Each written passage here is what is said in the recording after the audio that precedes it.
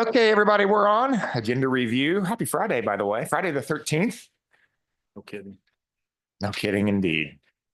Okay, we're gonna go over the Board of County Commission meeting and the Fire District meeting for Wednesday, December 18th, plus possibly a special meeting we have on Monday the 16th. So Tom, go ahead, take it away. But we'll start with Nicole, Chairman, talk about good news county announcements for next Wednesday, and we'll go. Yes, sir. Good morning. For Wednesday, we will be talking about the good news for Leadership Wichita. We will also share kind of a wrap up, facts and accomplishments from around the county. And we'll have that for you guys to hear. And so we're pretty excited to share that data. That's all I have. Okay.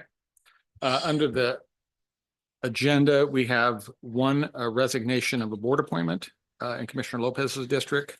And then we have four new business items.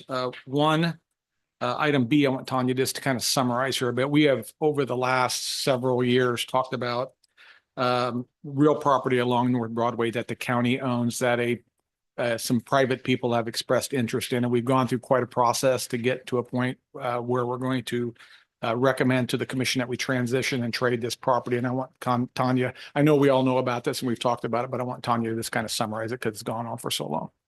So Tom kind of gave a good summary to start off with. So this is, we have four contiguous tracts of land that is located at K96 and Interstate 235. So it's just south of 45th Street North and east of Broadway. And it's on Old Lawrence Road. So in that area, it's about approximately 7.59 acres. And we consider this surplus land. There's not anything we're doing with this land. And as Tom mentioned, we've been approached by some constituents who believe that there is an interest in doing something with this land. So we looked into it. And as I said, there's nothing that we have any interest in this property. So what we did was we put out an RFP. We did some work. We did some cleanup work with Trish, who did, surveyed the land. And we then put it out for RFP. The way that they could respond to the RFP was they could either provide a cash value for this property, or they could provide a cash value plus an additional property, or they could just provide a property in exchange for this. And I think it went out to, I want to say approximately 91 potential proposals proposers. Thank you. Sorry. Anyhow, what we got back was one proposal, and what they provided us was an exchange for property. The property that they are recommending for their proposal to exchange was property that is near the floodway. And so that is just at the intersection of Central and Winterset Lane. And it's about just under 10 acres of land. And we had an evaluation team take a look at this. We think that there is benefit to the county, and I kind of want to talk through this. We see the benefit to the county in that the particular parcels that they are wanting to exchange then protects the Mitchell floodway. So there would be no development at that floodway. Then the exchange that they're getting for our property then could now be developed, and that property can go back on the tax rolls. Because as of right now, we're not doing anything with this property. So that's kind of where we see the exchange and how it has value. What we potentially want to do is follow through with our policy, which is to dispose of the real property. That's how we would handle our property. We would quit claim deed it to their proposal, which is, I think it's TJ and More LLC. And then TJ and More LLC would then quit claim deed their property to us. So it'd just be a fair exchange between the two parties. Questions for Tanya? Good. Thank you, Tanya, for your work on this. Item C is another item we've talked about publicly a couple of times. It is just the the final resolution for the commission to consider regarding how we manage large events on county property only. This is not general property or private property. This is just on our county property. Armand is not here today, but if there's any questions, I think we can do the best we can to try to answer. So county property meaning, so this isn't event center stuff on other properties, just like Lake Afton and Then County Park. Park, whatever. Yes. In Northeast Park. Does not include Northeast Park. I know. Okay. Well, we don't have events on that too much anyway. Scott is working on a larger policy, but that will be after the first. Okay. Thank you. Item D is our legislative platform. Tana will present that for a adoption and vote. I don't know, Jason going to be here or not? Okay. I can certainly ask. I haven't reached out to him. If the commission feels like you want the lobbyist here, we will approach him. But if not, it's for a vote on next Wednesday. And then bid board. And I think, Mr. Dennis, you want to talk about something on bid board that. Thank you. The first item on the bid board, there is some cloud services for $309,000 per year, every year. And what I'd like is a little bit of analysis on what it would take for us to have our own server and our own folks maintaining that server versus paying $309,000 a year for someone else to do the same thing.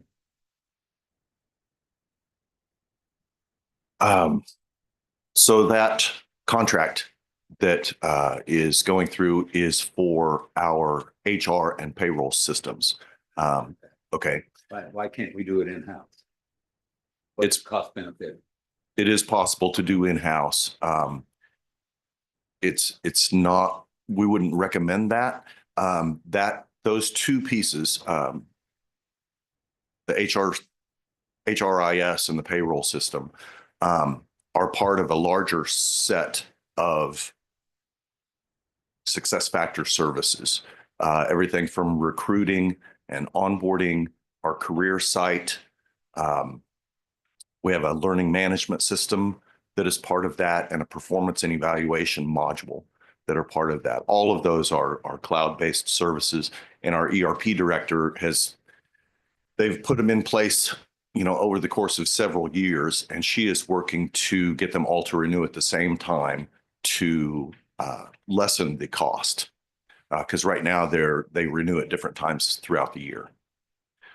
We can definitely look at the hardware requirements for that kind of solution, and we would have to train up some staff additionally to be able to support those on-premise systems. They run on a different operating system than what we run in the county. We run on all Windows servers, and these run on a Linux platform. So we don't really have the skill set to support that operating system, but we can definitely, we've got smart people. So we could look at training them up on it, look at the hardware that would be required for it, and give you a financial analysis of what that would look like. It's just that we wouldn't recommend it, right? It's not our wheelhouse, so to speak. I understand it might not be your wheelhouse now, but there's a lot of people that are very qualified in Linux. I used to be qualified in Linux. So Yeah, agreed. You can find someone that can run a Linux server, and you can buy a server, and all I'm asking for is a cost benefit. What's it cost us? Because $309,000, you can hire some pretty good people and buy some pretty good hardware for that. And that's every year, that's recurring. And once you buy the hardware, you're not going to have to buy it again next year. You're not going to have to hire somebody else. You're already going to have them on staff. So if you look at this for the next 10 years or so, what's the cost of $309,000 a year versus us taking care of it in-house? Sure. And we can provide that cost analysis for you. I can tell you that, hardware cycles about every 5 years. So we kind of like this cloud-based model, as do many corporations, because of the lack of the large capital expense every 5 years, right? We can plan budgets that are more consistent year after year. But it's, every time we look at a new system that has a cloud versus on-prem option, a lot don't anymore, right? The vendors want more control over their platforms, more control over their solutions so that they run consistently and have higher uptimes and this type of thing. But those that do, we typically do that cost analysis before we enter into any cloud agreement.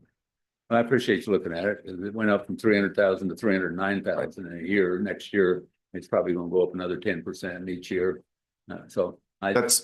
That increase in cost, it's a 3.3% increase every year. And that would occur whether or not it's on premise or on cloud. Okay, that's all I ask. Take a look at it, see if it's more cost effective for us to do it. We may have to hire somebody. I know we'll have to buy servers. Yep. Thank you. Okay. You bet. Any other questions on this? On bid board? Consent items, we have a number of consent items. Items F and G deal with a road improvement project on 53rd between Oliver and Woodlawn. F is the agreement with Bel Air. It's a 200, the county share of that is 281,000. And Mr. Sweater's down here with his lights going. He can talk about that. And then item G is the CIP amendment to that. Any questions for Lynn? Nice sweater. Item H, and this goes back to Lynn again, if there's any questions, and he's dying on you to call on him so that we can switch the camera over to that sweater. Can we just go ahead? We don't have to call on him. Can we go ahead and just get the, I have a question for Lynn. flip it on, Lynn? There you go. While the camera's on, Lynn, That's our county engineer, folks. How may I serve you today? You have to engineer those lights. yeah, while the camera's on, Lynn, item H is the 2025 agreement with City of Wichita and Sedgwick County for our usual operation of the big ditch together. Our share this year is a little over 1.5 million. Did you say that's county share 1.5 million? That's correct, right, Lynn? Yes, so this, and this is actually for operations and CIP. And that's split 50-50? That is correct. Item I is a zone change request to go from rural residential to limited commercial. 29th and Greenwich, and Scott, I looked at him before the meeting began. There is no controversy with this zone change in case there's any questions regarding that. Item J, and Chris is also in the audience. This is a service agreement between MABCD and Bel Air, and we've had ongoing agreements with many cities within Sedgwick County that Chris provides services, building and construction services to those entities, and this is a renewal for Bel Air, and there's some extra items, maybe catch a microphone in this. Chris, flip that. Oh, here you go. Thank you, sir. So yes, our current agreement with Bel Air is backup services only. So we back them up on commercial plan review and we back them up on inspections. Their billing official has retired and they've negotiated with us. If you recall, we discussed these at the last round. I kind of tagged it on with our last round of code adoptions. And we have gone through with the contract that they are not going to replace Mr. Price. And so we will take over all of their commercial permitting and their operations. Bel Air already requires contractors to license with us first before they can work in Bel Air. So that's already handled. This will then, again, move all of their commercial business to our system. We're really happy with the contract. They're going to go, they will come directly to us. Our fire department will still do the portion of the review. They do that now. They'll get their portion of the fee. We'll assign it back to Bel Air staff and give them their portion of the fee for the work they need to do. All trades permits, the building permit, et cetera, will go through us. They'll still have some responsibility for the occupancy piece. We'll do all inspections.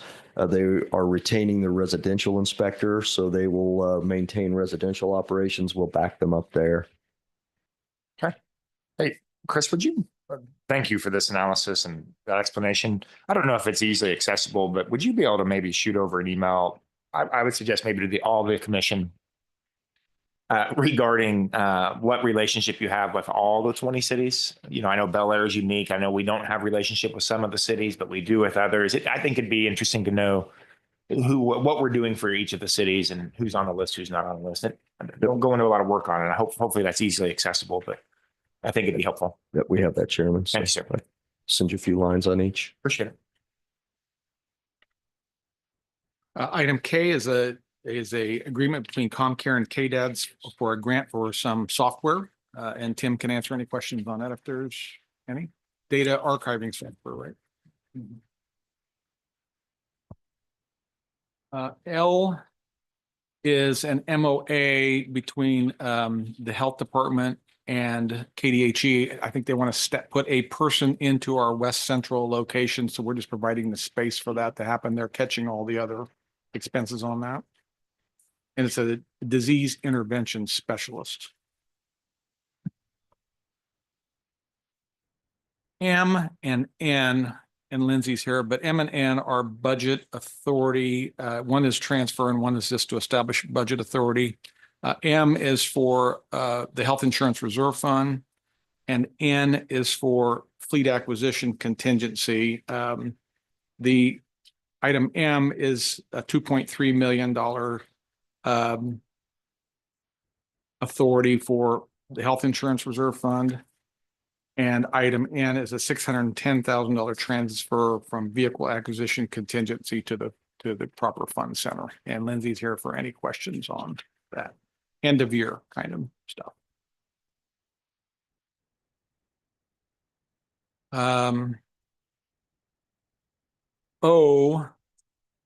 There's a couple of items on consent for some authority notations. O is a resolution authorizing Lindsay, the CFO, to transfer funds from the highway fund to the special highway equipment or improvement and special road bridge equipment fund. I believe we give her this authority every year. This is end of year transition for her to be able to do that. And if I could just speak to that real quick, you will have year-end transfers that you will typically see, and we do those in January. And there are 2 funds under state law that can't wait till January and be backdated to the prior year. This is one of those funds. We actually have to execute in our system by 12/31.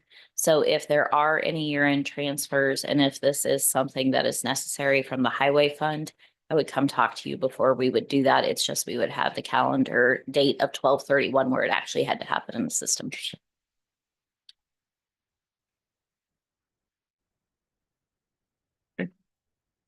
P and Q are again authority. We're asking BOCC to grant some authority to some staff to do some work. Item P is a resolution authorizing staff to authorize change orders in regard to the psych hospital bill that's going to be happening. And you're authorizing myself, Tim, or Tanya to sign those change orders. We, of course, will notify the commission of any significant change orders, but it allows the project to keep on. If I could, Tom, because I know there's psych hospitals on the bid board too, on pretty big numbers. Can you just clarify for the public, are we paying that and then reimbursed from the state, or is that how does that work exactly? Because these are big numbers. I can speak to the financials. So the way this is set up is such that the county will never spend any county funds. Okay. So we have a system set up with them where we invoice for a certain amount. They give us those funds, then we spend them. And so it's, we're working with them actually this week to do an advance payment, which is authorized under the MOA that was entered into, so that we actually have some cash on hand when we start receiving invoices.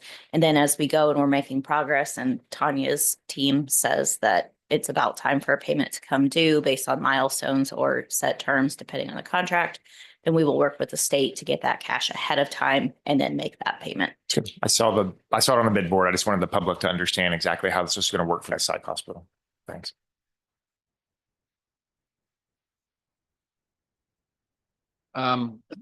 Item Q is a resolution establishing a procedure to temporarily waive or suspend certain county policies in the event of a cybersecurity incident. Mike is also here to talk about this. We have talked with the commission in the past based on what has been happening in the community and across the country with cybersecurity incidents. And the best comparison I can give is when we went through COVID. And we ought to make decisions daily on policy changes and things until we got through the crisis. It's a similar event. And I've talked with people at the City of Wichita. It's a very similar event when you go through COVID and when you go through a cybersecurity event as far as decisions that have to be made quickly. So this would authorize the manager or whoever's in the manager's chair to make these decisions from a policy perspective, brief the commission, just like when we went through in COVID, you gave me that ability to allow us to continue to day-to-day operations and business as general, and then catch the commission up as we make those moves. That's the request here. Item R, I have visited with all of you about, Lindsay and I have, this is the staffing table addition for a compliance director position for finance. And they will help to give us better accountability and compliance on all the grants that we receive organizationally. So that is the position request for that. And then S is a pay adjustment for a staff member for the commission that we would like you to approve. And that is it for general agenda. On the fire agenda, I don't see the chief here or Rusty. Tom, Yeah. real quick on the general agenda, we had something that did not make it into your agenda for today, but we're going to add it. It is a third lease amendment, and it's for the lease at Harry Street Mall for the sheriff offender registration unit. It's going to extend their lease by 17 days. So it will go until January 17th. And that is just to make sure that there is a smooth transition for the clients that are going to Perry Street Mall. And then they will have to move over to the courthouse annex. So we're just going to extend that by 17 days. That's going on to consent. That will go on to consent. Thank you. Put that right on the end, then, Tanya. Yeah. Okay. And I did, as Chief Nelson is on Zoom, if there's questions on the fire agenda, we have a resignation from the Fire District Steering Council as item A. B and C are both consent. One is a grant for $112,000. And Chief, you can weigh in on this too, but from just reading the backup, it looks like it's for the physicals for the 145 firefighters. It's $112,057 for that. And then again, item C is an end of year cleanup kind of thing, authorizing Lindsay to transfer funds from district general fund to the special equipment fund. And I will speak to that. We, if you'll recall, what we've been doing the last several years is taking as much of the fire district general fund budget that is left at the end of the year, and we move that cash into their special equipment fund so that we build that up. So we do intend to do a $2 million transfer now. It is not tied to anything specific.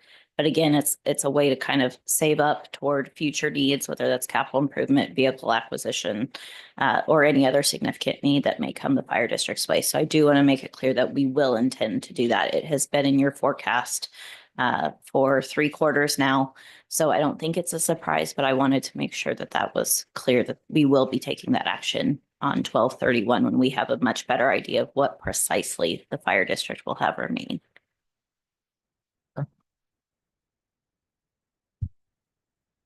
That is it for fire. Okay, go ahead. Yeah. Back on the regular meeting, item D, the legislative platform.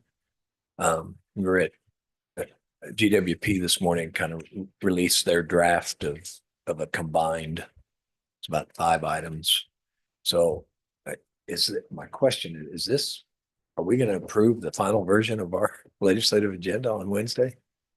Well, I mean, what I thought we could do is on Tuesday, if you wanted to, at staff meeting. I mean, last time we talked about it with Jason and Jessica, there were some improvements that needed to be made. I've worked on that, and I can bring that back Tuesday. We can talk about it at Tuesday staff meeting, and then, look to Wednesday to make that adoption if you think you're ready. That's the consideration, Commissioner.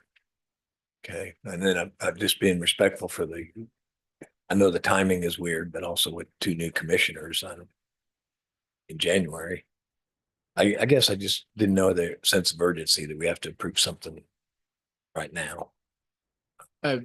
We talked about that too. I think this was Jason, our lobbyist's desire to have this ratified now. Well, I respect that. Before they went into session. I do agree. When new commissioners come on, and we've done this historically, there could be modifications or changes to that. I don't think it's etched in bronze, but I think that our lobbyists would prefer we had something in hand going before they went into session. Well, for me, if I could just see a copy of it, I don't know, we need to staff it again. Sure, Unless we can somebody bring it else- back up on Tuesday and We could just make sure we maybe see an advanced copy of it before Wednesday for sure. Sure. Yeah. We are having a staff on Tuesday, so I'm hearing you say you We want a are. copy, and then Well, if you want to talk about it, we can. If not, that's fine too. Have you prepared a palm card? I've given it to Robin, since we're still in draft form, it won't be final form, but yeah, I've given it to Robin, because we have the three different versions. We've got the business card version with the QR code. We've got the palm card, and then we have the full version of the legislative platform that, is the full, write-up. And then the palm card, of course, is the condensed version of those items. On agendas. And then just one last thing, and the chairman mentioned this, alluded to this. We do have a special meeting on Monday. It is the Jensen Hughes study that has come back regarding the Bracalo fire. I need to course correct the news media last night that they made it seem like this is a city of Wichita consultant. That is not true. It is a joint consultant that the county initiated and the city graciously came on board, and we were doing a 50-50 split on the costs of that consultant work. They will report to you at 9 o'clock on Monday morning in our chambers downstairs, special meeting, and then they will report to the city council noon or 11, It's noon. 12 o'clock noon at City Hall. Same presentation times 2 allows each elected body to ask questions. So any questions on that? You're good. Thank you. That's all I have. Anything else? Good to go. Have a good weekend, everybody.